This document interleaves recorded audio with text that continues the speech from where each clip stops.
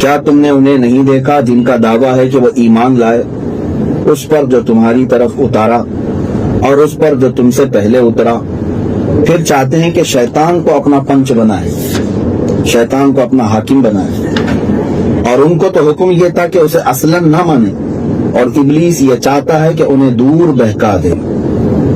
یہ آیت کریمہ اور اس کا ترجمہ۔ اس آیت کو میں نے اس سے قبل بھی تلاوت کیا اور اس کی تفسیر گزر چکی تھی۔ آج مناسبت کے اعتبار سے اور کچھ حالات کے اعتبار سے میں نے اس کی دوبارہ مکرر تلاوت کی ہے۔ یہ آیت کریمہ جو میں نے تلاوت کی اس کو توجہ سے سنیں۔ اللہ تعالیٰ فرماتا ہے، کیا تم ان لوگوں کو نہیں دیکھتے جن کا دعویٰ ہے کہ وہ ایمان لائے گے؟ ایمان والوں کے بارے میں کہا جا رہا ہے، یعنی مومنین اس طرح سے کام نہیں کریں گے، لیکن جن کا دعویٰ ہے کہ ہم ایمان لائے ہوئے ہیں وہ لوگ کیا کر رہے ہیں؟ کیا تم ایسے ایمان والوں کو نہیں دیکھتے جو کہتے ہیں کہ ہم ایمان لائے اور پھر شیطان کو اپنا حکم بناتے ہیں؟ اللہ اس کے رسول کو چھوڑ کر، قرآن و حدیث کو چھوڑ کر حکم کس کو بناتے ہیں؟ شیطان، ابلیس لعین۔ بلکہ اللہ تعالیٰ فرماتا ہے قد امروا ان یکفروا بھی، جبکہ ان کو تو حکم یہ تھا کہ شیطان کو بالکل نہ مانے، اس کی پیروی نہ کرے، وہ تمہارا کھلا ہوا دشمن ہے۔ وَيُرِيدُ الشَّيْطَانُ أَن يُضِلَّهُمْ ضَلَالًا بَعِيدًا، شیطان تو چاہتا ہے کہ تمہیں بہت دور لے جا کر کے کسی گھرے میں ڈال دے اور بہکا دے، گمراہ کر دے۔ یہ آیت نازل ہوئی تھی جس کا شان نزول یہ بتایا گیا ہے۔ حضور پاک صلی اللہ تعالیٰ علیہ وسلم کے زمانے میں ایک بشر نامی شخص تھا جو مسلمان ہونے کا دعویٰ تو کرتا تھا۔ اب یہاں انہی لوگوں کے بارے میں آئی ہے بات، منافقین کے بارے میں، جو یہ دعویٰ کرتے ہیں کہ ہم ایمان لائے ہوئے۔ اس کا جھگڑا ہو گیا تھا ایک یہودی کے ساتھ، یہودی کے ساتھ بشر نام کے مسلمان کا جھگڑا ہو گیا۔ تو جھگڑے میں یہ طے پایا کہ چلو کسی کے ہاں فیصلہ کرا لیتے ہیں۔ تو یہ جو بشر ہے تو مسلمان نام ہے، یہ کہتا تھا کہ کعب بن اشرف کے پاس جائیں گے۔ اور کعب بن اشرف کون ہے؟ یہودیوں کا سرگنا، مدینے کا، ان کا بڑا سردار۔ وہ کہتا ہے کہ یہ مسلمان ہو کر کہتا ہے کہ نہیں ہم اس سے فیصلہ کرائیں، اور یہودی کو اچھی طرح سے معلوم تھا ان کا جو گرو گھنٹال ہے وہ رشوت خور ہے۔ کعب بن اشرف جو ہے پیسے لے کر کے فیصلے کرتا ہے اور مالداروں کو دیکھ کر کے ان کے حساب کے فیصلے کرتا تھا۔ تو جو یہودی تھا وہ منع کیا کہ نہیں میں کعب بن اشرف کے پاس نہیں جاؤں گا، تو مسلمان ہے چل محمد رسول اللہ کے پاس۔ یہ کون کہہ رہا ہے؟ یہودی کہہ رہا ہے، اور وہ بشر جو ہے وہ کہتا ہے کہ نہیں ان کے پاس نہیں جائیں گے، کعب بن اشرف کے پاس جائیں گے۔ کعب بن اشرف مدینے کا بڑا آدمی ہے، اللہ کی پناہ۔ حضور کے ہوتے ہوئے اگر کوئی کسی دوسرے کے پاس فیصلے کے لیے جاتا ہے تو کس نام کا مسلمان ہے وہ؟ تو مسلمان کیسا ہے؟ ایمان کیسا ہے اس کا؟ ایمان کا وہ دعویٰ کر رہا ہے، فیصلے کے لیے کہاں جانے کی بات کر رہا ہے؟ کعب بن اشرف کے پاس۔ تو بات جب بڑھ گئی، یہودی ماننے کو تیار نہیں ہوا، کہا کہ نہیں میں تو کعب بن اشرف کے پاس، وہ خود یہودی ہے اور اپنے یہودی آقا کے پاس جانے کو تیار نہیں، میں تو فیصلہ محمد صلی اللہ علیہ وسلم کے پاس کرا۔ طے ہو گئی بات، پھر مجبوراً اس بشر کو حضور کے پاس فیصلہ کرانے آنا پڑا، اور فیصلے میں جب بات آئی تو حضور پاک صلی اللہ تعالیٰ علیہ وسلم حق فیصلہ فرمانے والے، ظاہر سی بات ہے کسی کی روح رعایت نہیں، وہاں پر جو ہوگا وہ عدل ہوگا۔ آپ نے معاملہ کو دیکھا اور اس کے بعد یہودی کے حق میں فیصلہ ہوتا تو آپ نے سنا دیا۔ اس بشر کو پہلے سے معلوم تھا کہ وہ خود ظالم ہے، اس وجہ سے حضور کے پاس نہیں آنا چاہتا، کیونکہ اسے یہ بھی پتا تھا کہ یہاں آؤں گا تو فیصلہ میرے ہاتھ میں نہیں آئے گا، یہودی کے ہاتھ میں جائے گا۔ اب اس پر آیت کریمہ نازل ہوئی۔ اللہ تعالیٰ فرماتا ہے أَلَمْ تَرَ إِلَى الَّذِينَ يَزْعُمُونَ أَنَّهُمْ آمَنُوا بِمَا أُنزِلَ إِلَيْكَ وَبِمَا أَنزَلَ اللَّهُ إِلَيْكَ۔ اللہ تعالیٰ فرماتا ہے أَلَمْ تَرَ إِلَى الَّذِينَ يَزْعُمُونَ أَنَّهُمْ آمَنُوا بِمَا أُنزِلَ إِلَيْكَ وَمَا أُنزِلَ مِن قَبْلِكَ۔ کیا آپ نہیں دیکھتے ان لوگوں کو جن کا دعویٰ ہے کہ وہ ایمان لائے کس پر؟ جو آپ پر اتارا گیا اور جو آپ سے پہلے اتارا گیا ان کتابوں پر ایمان لانے کا دعویٰ کرتے ہیں، اور پھر اپنے معاملات میں حکم کس کو بناتے ہیں؟ شیطان کو۔ اب اسی بات پر میں آج گفتگو کرتا ہوں کہ اے میرے عزیزو، ایمان والے کے لیے اللہ تعالیٰ نے یہ حکم فرمایا کہ جب بھی وہ اپنے معاملات میں کسی کو حکم بنائے تو اللہ اس کے رسول کو بنائے۔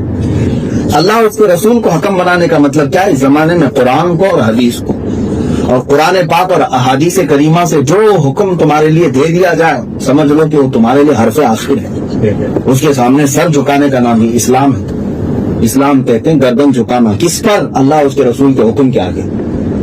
اب حالات ایسے ہو گئے ہیں کہ لوگ اپنی طبیعت کے مطابق فیصلے کرانے کے لیے لوگوں کو ڈھونڈتے ہیں, کہاں میری طبیعت کے مطابق مجھے فیصلہ مل جائے, قرآن و حدیث کو نہیں. اور جب اس طرح کی چیزیں آئیں گی تو پھر اللہ تبارک و تعالیٰ اس قوم کو ذلیل کر دیتا ہے. وہ آج ہم حالات دیکھ رہے ہیں کہ جب اللہ اس کے رسول صلی اللہ تعالیٰ علیہ وسلم کو چھوڑ دے اور پھر اپنی طبیعت کے مطابق فیصلے لینے کے لیے جائیں تو ایسے ایسے دروازوں پر کھڑے ہونا پڑتا ہے جن سے آپ بات بھی نہیں کرتے کبھی. فیصلے لینے کے لیے ایسے لوگوں کو آپ کو مسند پر بٹھانا پڑتا ہے. تو یہ ساری چیزیں ذلت اور رسوائی کا سبب ہے آپ کے لیے. آج کے جو حالات ہیں اس میں ہم دیکھ رہے ہیں کہ اس میں غلطی امت کی بھی ہے, قوم کی بھی ہے, کہ جن لوگوں کو سرکردہ بنایا گیا, جن لوگوں کو لیڈر بنایا گیا, جن کو حکم بنایا گیا, یہ آپ سے بھی سوال ہوگا قیامت کے دن. سوال ہوگا جس کو تم اپنا سربراہ اور اپنا رہنما بنا کر کے, اس کو حکم بنا کر کے اوپر تک لائے تھے, تو کس بنیاد پر لائے تھے؟ حضور پاک صلی اللہ تعالیٰ علیہ وسلم جب اس دار فانی سے رحلت فرما گئے تو امت کو کس حال پر چھوڑا تھا؟ خلافت جو چلی ہے وہ کس بنیاد پر؟ کیا پیسے کی بنیاد پر ووٹنگ کر کے لوگ خلیفہ بنا چکے تھے؟ کیا یہ دیکھ کر کے کہ اس کا بیک گراؤنڈ بہت مضبوط ہے, اس کا خاندان ہے, اس اعتبار سے بنایا گیا تھا؟ بلکہ خلافت جو ہے چلی تو رسول پاک صلی اللہ تعالیٰ علیہ وسلم سے سب سے زیادہ جس کی قربت رہی, جو رسول پاک صلی اللہ تعالیٰ علیہ وسلم کے لائے ہوئے دین پر سب سے زیادہ کاربند رہا, وہ اسی طرح سے خلافت کے تخت پر فائز ہوتا رہا. مسلمانوں کا یہ شیوا رہا, یہ طاقت اور قوت اور اس طرح سے زور زبردستی سے حاصل کرنے والی چیز یزید کے بعد سے شروع ہوئی, اور آج تک بہت سارے علاقوں میں یہ معاملات چل رہے ہیں. تو مسلمانوں کو جب تک یہ بات سمجھ میں نہیں آئے گی اس وقت تک ذلت اور اس رسوائی ان کا مقدر بن جائے گی.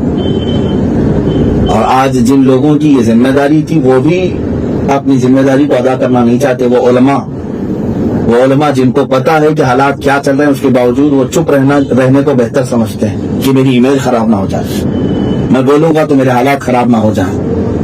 ظاہر سی بات ہے سلطان الاولیاء غوث العظم دستگیر سیدنا عبد القادر جیلانی رضی اللہ عنہ جس وقت بغداد مقدس تشریف لائے تھے, حالات تو ایسے تھے, ایسے خلیفہ بیٹھے ہوئے تھے کہ وہاں پر کسی مسجد میں حضرت ابو بکر, حضرت عمر رضی اللہ تعالیٰ عنہما کا نام لے لے کوئی خطیب تو اسے کوڑے مارے جاتے تھے. رافضیت اس طرح سے وہاں پر پھیلی ہوئی تھی. غوث پاک رضی اللہ تعالیٰ عنہ نے کیا کام کیا ہوگا, کیسے آپ نے تبلیغ اور حق چہرے کو لوگوں کے درمیان رکھا, کیا تصوف, کیا خانقاہیت اس کا نام ہے کہ بوریا نشین ہو جائیں, گوشہ نشین ہو جائیں اور امت کو جو ہے میدان میں تنہا چھوڑ دیا جائے؟ نہیں, تصوف اس کا نام ہے کہ میدان میں بھٹکنے والوں کو سیدھا راستہ بھی دکھایا جائے, خود بھی عامل ہو اور لوگوں کو بھی اس کی طرف مائل کرے. وہ خلیفہ غوث پاک رضی اللہ تعالیٰ عنہ کے پاس آیا اور بہت ساری اشرفیوں کی تھیلی لے کر کے تحفے میں پیش کرنے کے لیے لایا. آپ نے کہا یہ لے جاؤ واپس. اس نے کہا کہ ہدیہ تو قبول کر لیں, آپ ہدیہ ہے, نذرانہ ہے. تو اصرار کیا تو حضرت غوث پاک رضی اللہ تعالیٰ عنہ نے اس کی وہ اشرفیوں کی تھیلی لے کر کے یوں نچوڑا تو اس سے خون نکلنے لگا. تو دیکھ کر کے وہ غش کھا کر گر گیا. اس کے بعد اٹھا تو آپ نے فرمایا میں چاہتا تو اس سے اتنا خون نکالتا کہ تیرے محل تک بہ جاتا. در حقیقت یہ اشرفیاں غریبوں کا مال چوسی ہوئی, ظلم کے ذریعے سے حاصل کی ہوئی, ایسے مال کی مجھے کوئی ضرورت نہیں تھی. یہ بے نیازی کا عالم تھا اولیاء کاملین کے اندر, اور غوث پاک رضی اللہ تعالیٰ عنہ نے یہ ثابت کر دکھایا کہ وقت کا کوئی خلیفہ کیوں نہ ہو, اگر ظلم کے ساتھ وہ قائم ہے تو پھر اس کا ایک سکہ بھی قبول نہ کرو, اور اگر وہ برا مانتا ہے تو من. حضرت فضیل بن عیاض رضی اللہ تعالیٰ خلیفہ ہارون رشید, حالانکہ خلیفہ ہارون رشید کا معاملہ کوئی ایسا نہیں تھا کہ ظالم بادشاہوں میں شمار ہوتا ہو, بہت سارے نیک سلاطین میں خلیفہ ہارون رشید کا نام آتا ہے. وہ اکثر اولیاء اور بزرگان دین کا بڑا خدمت گزار رہا اور ان سے دعائیں بھی لیتا رہا. فضیل بن عیاض کو بلایا اپنے دربار میں, کہا تو آپ کچھ نصیحت فرمائیں. نصیحت کیا, کہا کہ اگر آپ کی کوئی حاجت ہے تو بتائیں. کہا ایک ہے میری حاجت, کیا آپ پوری کریں گے؟ خلیفہ ہارون رشید نے کہا میری طاقت اور استطاعت میں جو ہے میں پوری کروں گا. فضیل بن عیاض رحمۃ اللہ تعالیٰ نے کیا فرمایا جانتے؟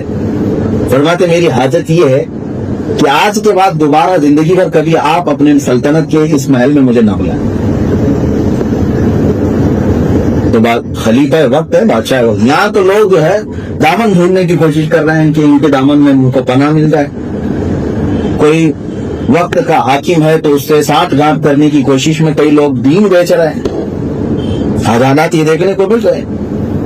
بھائی اس کے پاس آج تخت ہے، آج حکومت ہے، نیتا ہے، یہ فلاں ہے، ممبر آف پارلیمنٹ ہے، ذرا اس سے بھی رشتے ہموار کر لیے جائیں، کچھ ہو جائے. امام غزالی رحمۃ اللہ علیہ نے لکھا ہے وہ عالم جو دنیا دار اور اس طرح کے لوگوں کے پاس سے اس لیے جاتا ہے کہ وہاں سے مجھے کچھ مال مل جائے گا. معاذ اللہ. امام غزالی فرماتے ہیں وہ اس مکھی سے زیادہ غلیظ ہے جو پخانے پہ بیٹھتی ہے، اس مکھی سے زیادہ غلیظ ہے. اس کی وجہ یہی بتائی گئی کہ اس کے پاس اللہ نے دین امانت کے طور پر بھیجا. حق بات رکھو. کسی کے سامنے تم اگر ظلم دیکھ رہے ہو تو اس کے بارے میں اس کو آگاہ کر. میرے آقا صلی اللہ تعالیٰ علیہ وسلم کی یہ حدیث پاک ہے. اللہ کے نبی صلی اللہ تعالیٰ علیہ وسلم نے ارشاد فرمایا انصر اخاک الظالم والمظلوم. تم اپنے بھائی کی مدد کرو، وہ ظالم ہو کہ مظلوم ہو. مظلوم کی مدد کرنا تو سمجھ میں آتا ہے کہ اس کے اوپر ظلم ہو رہا ہے، اس کو بچانا چاہیے. ظالم کی مدد کیسے کریں گے آپ؟ ظالم کی مدد کیسے ہوگی؟ فرمایا گیا کہ ظالم اگر وہ تمہاری قوم کا ہے، ظلم کر رہا، تو اس کو اس ظلم سے روکنا یہ اس کی مدد ہے. ظالم ظلم کر کے دوزخ میں جائے گا، کم سے کم اس کو ظلم سے بچاؤ. جو تمہارا بھائی ہے آج ظلم کر رہا. آج یہ ظالموں کے متعلق بولنے کے بارے میں علماء سے گزارش کروں گا. حالات اس قدر آج پیچیدہ نظر آ رہے ہیں. کیا آپ کے سامنے اخبارات نہیں ہیں کہ ہمارے وہ علماء جو آج جیلوں میں بند ہیں، جن کو بغیر کسی جرم کے جیلوں میں سڑایا جا رہا ہے 7-7 8-8 مہینے سے، اس بنیاد پر یہ لبیک یا رسول اللہ کا نعرہ لگاتے ہیں، اور کرسیوں پر بیٹھے ہوئے وہی لوگ ہیں جو اپنے آپ کو ایمان والا ہونے کا دعویٰ کرتے ہیں. حضور پاک صلی اللہ تعالیٰ علیہ وسلم کی شریعت طاہرہ کی قسمیں اٹھاتے ہیں. علماء ربانیین کے ساتھ یہ ظلم کس بات کا؟ ان لوگوں کو کھلے سانڈ کی طرح چھوڑا گیا ہے جو پورے معاشرے میں جرم پھیلاتے ہیں، 2 نمبری کاروبار کرتے ہیں، زانی ہیں، شرابی ہیں، جواری ہیں، ان کو تو چھوڑا گیا ہے. وہ علماء جو مصطفیٰ کریم کے نظام کی بات کریں ان کو جیلوں میں ٹھونس دیا جاتا ہے. یہ ظلم نہیں ہے؟ یہ در حقیقت ظلم کرنے والے جب تخت پر بیٹھے تب ذمہ داری امت کی کیا ہوتی ہے؟ امت کے جو دیگر علماء آج آزاد ہیں ان کے اوپر دوہری ذمہ داری ہے کہ یہ ان کو ظلم سے روکیں جو حاکم آج ظلم کر رہے ہیں. اور اگر آپ یہ سوچتے ہیں کہ یہ بہت نعرے لگاتا تھا، اندر چلا گیا، اچھا ہوا اس کے ساتھ، تو انتظار کرو یہ ظالم تمہارے ہاتھ تمہارے گھر تک بھی پہنچے گا. یہ ظلم کی چنگاری، یہ آگ کی چنگاریاں تمہاری خانقاہوں کو بھی جلا دیں گی، تمہارے مدرسوں کو بھی جلا دیں گی. جو لوگ سیف سائڈ رہنے کی بات کرتے ہیں کہ ہم تو ان معاملات میں نہیں آنا چاہتے، یہ سیاسی معاملات ہیں، اس میں ہم بولنا نہیں چاہتے. سیاسی معاملات ہیں. امت پر ظلم ہو رہا ہو اور امت پر کوئی ظالم بیٹھا ہو، اس کے خلاف آپ نہیں بولیں گے. یہ آج کے پیچیدہ معاملات میں علماء سے گزارش کرتا ہوں کہ جس کو بار بار اقبال نے کہا تھا نکل کر خانقاہوں سے ادا کر رسم شبیری، خانقاہوں سے نکل کر کے ادا کرو اب رسم شبیری، یعنی حسین اعظم رضی اللہ تعالیٰ عنہ کی ان کی کردار کو ادا کرو. آج اگر کوئی یزید ظلم مچا رہا ہے ہر جگہ پر تو آپ کو آج آواز اٹھانے کی ضرورت ہے.